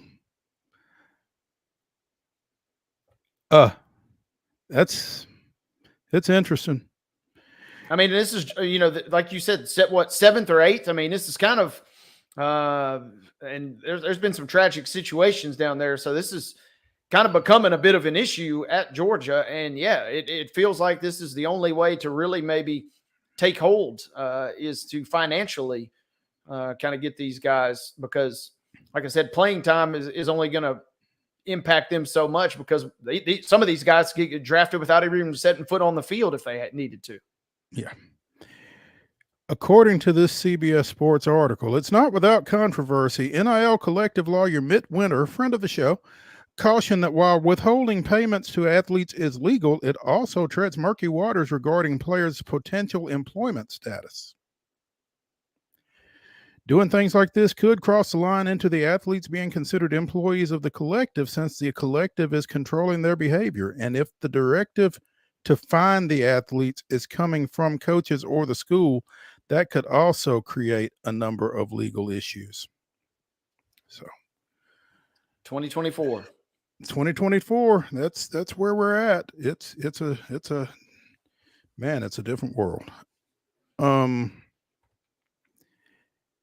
We talked about the implosion of the Pac-12 on various occasions here over the past year, 18 months. And, I guess the last time we talked about it, it was about the scheduling agreement between the remaining two members of the Pac-12, the Pac-2, as it were, Oregon State and Washington State, and the Mountain West. It seems as if that relationship may be a little more tenuous than it seemed. I guess the prevailing thought was that some kind of way Oregon State and Washington State and the Mountain West contingent would be in the same conference by 2026 when the college football playoffs new contract starts up. It seems now that perhaps members of the Mountain West don't feel as urgent about that as they did. There's a scheduling agreement in place for this upcoming season. It's a mutual option to continue that scheduling agreement in 25. But again, Mountain West members aren't necessarily sold on needing or wanting, Washington State and Oregon State going forward. So, yeah, it just seems like kind of like we discussed on Friday's show. Everybody's posturing, right? Even the Mountain West has got to posture a little bit because you don't want to just yield all of your bargaining power. I mean, presumably it'd be nice to have these two brands in your league. It's already a solid league, but it'd be nice to have two kind of quote unquote really household names in there. But at the same time, you don't just want to turn everything over to these guys, I wouldn't think.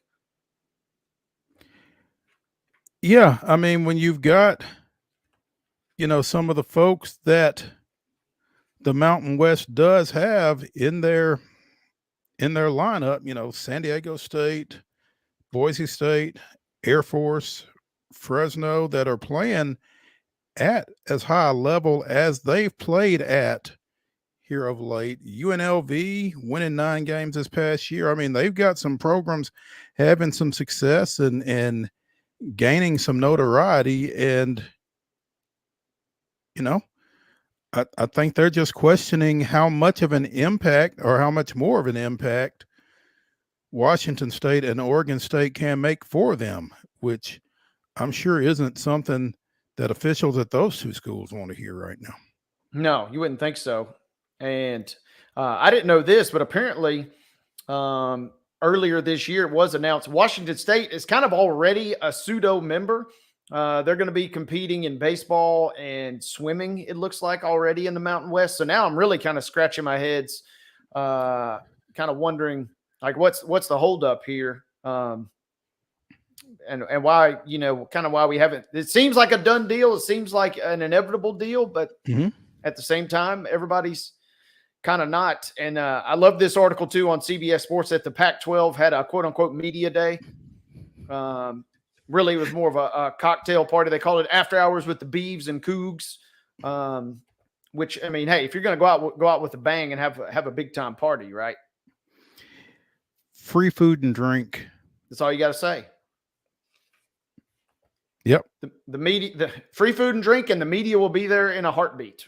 Tell me when cheap, and where. We're cheap dates like that. We are cheap dates like that. Finally, we started this with a nod to high schools. We'll finish it with a nod to high schools. Hal Mumme, who made his bones primarily as head coach at Kentucky, among other places, apparently, according to WCYB TV in Johnson City, we can confirm this with Heather Williams tomorrow when she comes and joins us to talk NASCAR. But apparently, Hal Mummy is joining the staff at Sullivan East High School. Now, if that ain't a ringer, I don't know what is. Man, yeah. I'm pulling up his wiki, man. You want to talk about a guy that's been at a lot of different places and kind of obviously everybody will remember the Air Raid Kentucky teams from back in the day, but man, this guy's he's one of those coaches. It feels like football coaches either do one of two things. They either stay at the same school or in the same organization forever, or they just bounce around every which way. And it looks like we certainly know where Hal Mummy, this guy has been all over the place. Dean Kokinos would be impressed with his resume here in terms of number of stops. Well, it's interesting that you invoke a little indoor football because I think he was set to coach a San Antonio indoor team as well, a team that will start up next year. So I'm pretty sure it's indoor. The International Football Alliance is the league that this San Antonio team will be in. But I'm trying to pull up, and my computer isn't cooperating, but I'm trying to get some information on Sullivan East in terms of what type of success they've had of late and what they're looking at. But you would think that anytime you add somebody with the background of a Hal Mummy to a high school football coaching staff, that's gonna be a plus. So a website on the internet tells us they went 6-5 last year, got blasted by Anderson County, which is no shame in that loss. No, but, a lot of folks get blasted by Anderson County. Yeah. 4-6 the year before. So a couple of 500-ish type seasons. You could be 1-9 back in 21. So the last 2 years have been an improvement, but be curious to see what kind of roster they got coming back for next year. And or this year, rather. And specifically whether they got a quarterback. So yeah. Let's take a break. Our final break of the day here on Main Street Sports Today, presented by the Tennessee Orthopedic Alliance of Columbia. When we return to the Lee Company studios, it's Top 5 Tuesday. Wade and I will give you our top 5 Major League Baseball All-Star Game moments. So stay tuned after the break.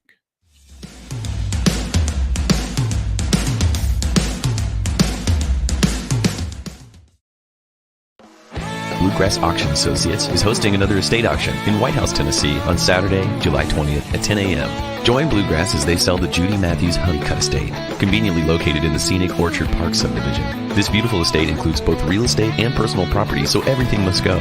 Everything will be sold on-site and in person, and a 10% buyer's premium is added to the final bid. So bid with confidence with Bluegrass Auction Associates, committed to excellence.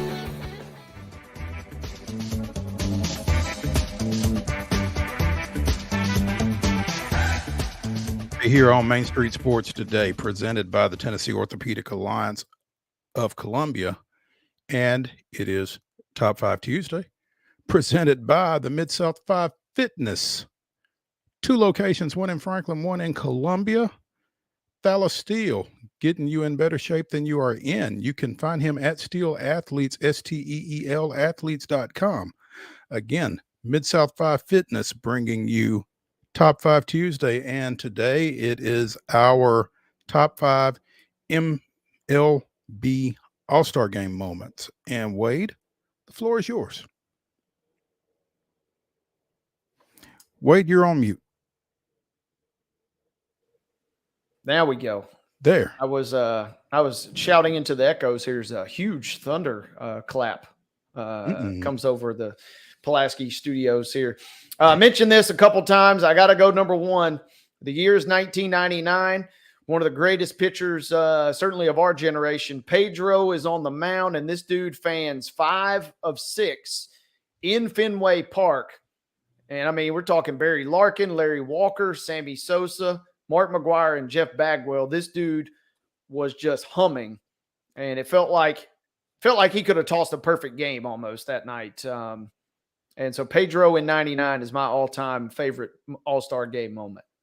That final strikeout was part of a strike him out, throw him out after Matt Williams reached on an infield error. So he faced 6 batters and got 6 outs, 5 by strikeout.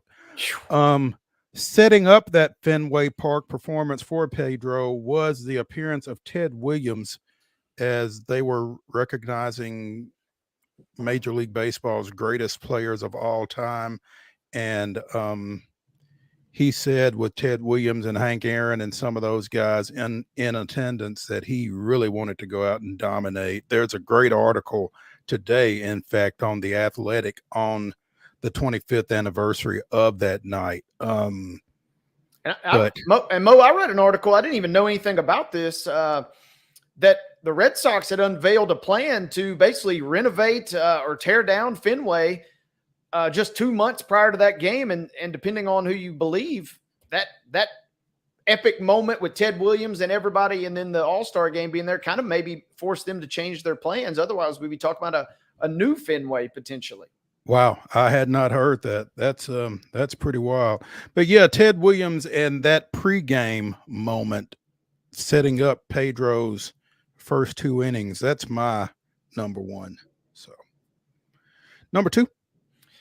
Number 2 for me, we're on a heater here with Ted Williams, and I wasn't around for this, but and he's got a couple of them, not surprising. Mm-hmm. But Ted Williams in 1946 goes the whole game. A couple of years after he was serving military as a fighter pilot, he comes back and says, "Nah, no big deal." He goes 4 for 4 with 2 home runs and 5 RBIs. I mean, they don't obviously play the game quite like that anymore in terms of the bats and whatnot. But man, Ted Williams, 1946, an all-time performance.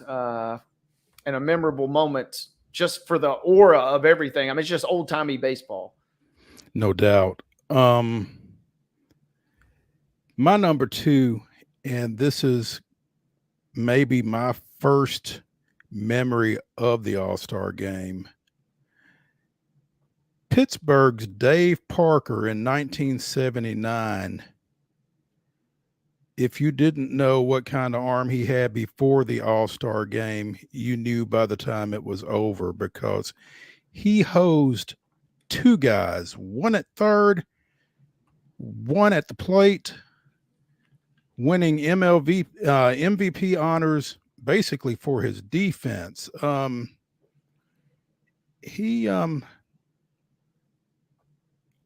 can't remember who he threw out at third, but he threw out Brian Downing at the plate from right field, and they were both things of absolute beauty. And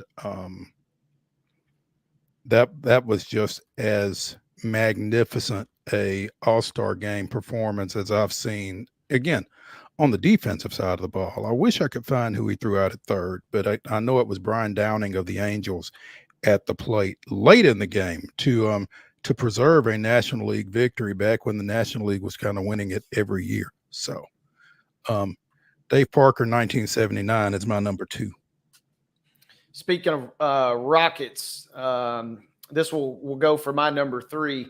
And I've been talking with our good friend Guy Schaefer, and I were talking Bo Jackson. You know, he's in the headlines. There's a new book that's out that's really garnering a lot of attention. And Guy and I were just going back and forth. And you and I have gone back and forth about how epic he was in his heyday. Mm-hmm. But a rocket was hit in 1989 where Bo Jackson was inserted at the leadoff position by Tony La Russa. And Tommy Lasorda, who was the NL manager, said it looked like he hit a golf ball. This thing went so high. Ronald Reagan was in the broadcast booth with Vin Scully, and he said it, quote, sounded different and went forever. They estimate it goes 450 feet, basically, as Bo hits the homer and then later steals second in that game. He was only the second ever player to do that at that time behind Willie Mays. So Bo Jackson leadoff dinger in 89, an all-time moment for me. No doubt. In 2001, Hall of Famer Cal Ripken announced his retirement. He was elected to the All-Star game that year as a third baseman for the American League. Alex Rodriguez was elected as shortstop. When the American League took the field on defense, Rodriguez made Ripken go play short, where he had began his career and played for so long before moving to third later in his career. And though I'm not a huge A-Rod fan, I thought that was one of the classiest things I've seen in sports. That was really cool to see him vacate shortstop for Cal Ripken in that game. So that's my number 3. Yep, that is an all-timer. And one of those, man, it just felt like the game was, times were simpler back then, right? And just a little gesture like that. And this is what baseball does so well, is moments like that that don't seem like a lot goes into it, but man, when it's done well, it is fantastic. So that's a great pull there. The other side of the spectrum, Mo, this is my next selection. Baseball doesn't do things right all the time, as we've discussed on this show. And if you go back to 2002, the tie that lives in infamy at Miller Park, they have to make the decision kind of on the fly in the 11th inning that if you don't run here in this bottom half, that it's going to end in a tie. And so give me the tie between the AL and the NL from 2002. Memorable for sure, maybe, although for the wrong reasons. Well, it didn't have to be a tie, except a Barry Bonds home run in the first inning was robbed by Minnesota center fielder Torrey Hunter. And that kind of stymied the National League there and set up that tie in Milwaukee. So Torrey Hunter's over the fence grab of Barry Bonds' apparent home run is my number 4. Yeah, Torrey, the MLB execs were thinking, man, we could have really not been in this situation. Yeah, thanks, Torrey. Appreciate you. Great catch. Outstanding catch. And at the time, seemingly inconsequential, but oof. Couple different ones I was thinking for this last one. But since we mentioned Barry Bonds, this one kind of sticks with me. In 2003, and I'll get back to Bonds in a second, but Eric Gagne was, man, Mo, well, you can elaborate on this too. It's almost hard to put into words how dominant this dude was as the closer for the Dodgers. And he was right in the middle. He had a perfect streak going, something like in the 50s, 55 for 55, I think it says here, in save opportunities. And then poof, he gets stunned by the American League in 2003 as Garrett Anderson wins the MVP that night, as Gagne blows the save. And it's kind of one of those, it's mythological almost, just how dominant he was. And he was, he's like Rocky. He bleeds like I bleed type situation at that point. So Gagne's stunner in 2003 is my last moment here. And sorry, real quick, and I mentioned Barry Bonds, the YouTube clip of Bonds versus Gagne when they're both absolutely juiced out of their minds and going at each other. I think it's around 2003. That is an all-time YouTube clip. I will watch that anytime I get a chance. 1997, Randy Johnson's on the mound. Larry Walker's in the left-handed hitting batter's box. Johnson throws a heater over Walker's head. Walker takes off his helmet, turns it around backwards, gets into the right-handed batter's box. You won't hit me again. So that was my number 5 moment. That is our Top 5 Tuesday here on Main Street Sports Today, presented by Mid-South 5 Fitness. 2 great locations, one in Franklin, one in Columbia. Dallas Steele, you can find him at Steel Athletes, STEEL athletes.com. He'll get you hooked up. That's going to do it for today's episode of Main Street Sports Today, presented by the Tennessee Orthopedic Alliance of Columbia. We will see y'all at 2 o'clock tomorrow. Heather Williams will be joining us. Tune in.